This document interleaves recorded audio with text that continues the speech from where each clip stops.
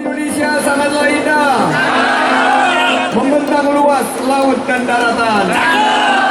HUT P3 ke-50 bertambah meriah dengan tema satu tujuan jemput kemenangan. Salun ala Nabi. Jadi pertama-tama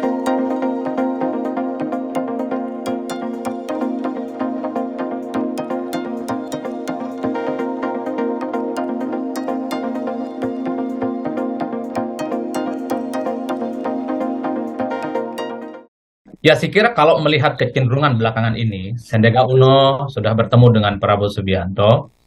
Dari situ kemudian kita melihat bahwa kedua tokoh ini ya terlihat tidak terjadi apa-apa.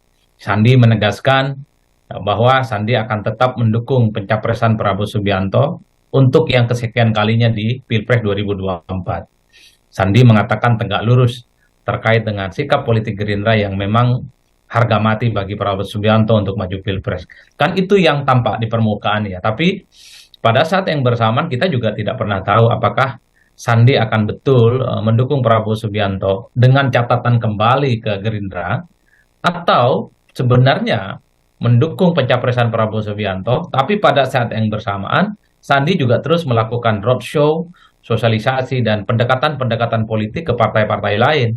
Karena bagi saya kalau Sandi ingin memelihara harapan besarnya untuk maju di Pilpres melalui Gerindra, tentu saja pintunya sudah tergembok. Tapi Sandi harus mencari alternatif partai lain. Belakangan dikaitkan dengan P3 ya. Itu yang saya kira memang tergantung bagaimana dengan Sandiaga Uno. Apakah Sandi ini betul memupuk harapannya untuk maju Pilpres? Bagi saya kalau itu terus terjadi, satu-satunya harapan tentu harus maju dari partai yang lain. Kalau dari Gerindra kok rasa-rasanya agak sulit untuk bisa. Kan sebenarnya yang bicara tentang kedekatan antara Sandi dengan P3 itu adalah internal Gerindra, bukan yang lain. Ini tentu didasarkan oleh dua hal. Pertama, ini tidak terlepas dari pernyataan Sandi yang juga siap maju di Pilpres. Padahal saat bersamaan kita mendengar Prabowo Subianto deklarasi bersama PKB untuk ikut tanding ulang di 2024. Nah, pernyataan elit Gerindra yang menyatakan sebentar lagi Sandi akan bergabung dengan P3 tentu didasarkan pada kedekatan Sandi yang dalam berbagai kesempatan-kesempatan politik selalu hadir sebagai keynote speak dalam acara-acara penting di P3 di berbagai tempat, ada di Madura, ada di Jogja misalnya, yang sepertinya membuat teman-teman Gerindra itu agak sedikit nggak nyaman dan bahkan gerah.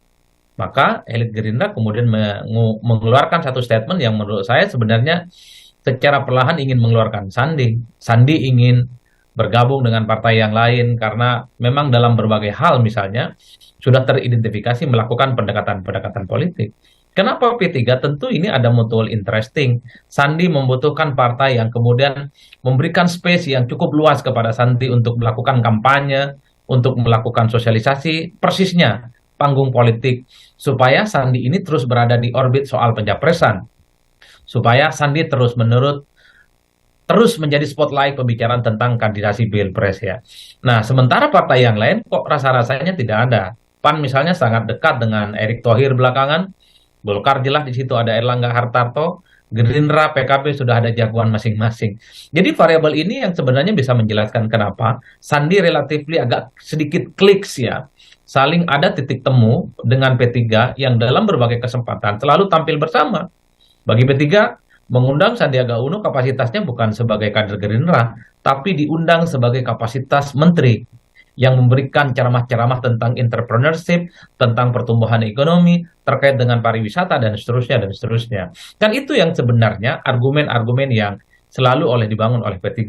Tapi publik melihat dari jauh, ada kecocokan antara P3 dengan Sandiaga Uno, di mana banyak basis konstituen P3 itu memang menominasikan bahwa Sandiaga Uno adalah capres yang sangat layak untuk mereka usung, untuk mereka pilih di 2024. Karena Sandi kan irisan politiknya dengan kelompok-kelompok Islam cukup kuat, terutama sejak 2017, 2019, di mana Sandiaga Uno ya cukup diterima oleh berbagai kelompok kepentingan politik Islam. Dari irisan pemilih partai, P3 salah satunya adalah partai yang menurut saya dari angka-angka statistik memang lebih banyak memberikan suara ke Sandiaga Uno ya. termasuk juga calon-calon lain. P3 itu kan suaranya split, ada ke Sandi, ada ke Anies, ada kemudian Ganjar Pranowo, ada juga kepada Prabowo Subianto. Saya kira variabel ini yang kemudian bisa menjelaskan kenapa P3 relatifly agak sedikit dekat dan bisa diidentifikasi menjadi bagian dari Sandiaga Uno ya dalam gerakan-gerakan politik belakangan ini.